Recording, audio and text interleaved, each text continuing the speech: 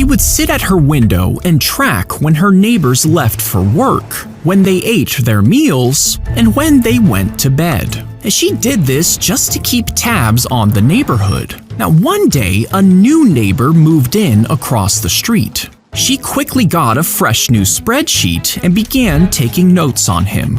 One night, she heard a trunk slam. She rushed to the window and saw the man driving away with something in his trunk. Hours later, he returned, covered in dirt. He showered and went to bed. The next night, she was ready. At the same time, he plopped a big bag into the trunk, drove into the night, came back dirty, and took a shower.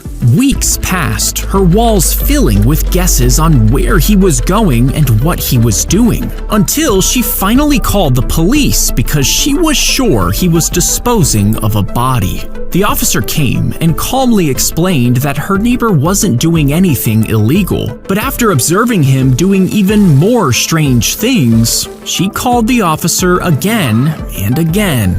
Finally, he suggested that they go over and introduce themselves to put her mind at ease. So he led her across the street and knocked on the garage door.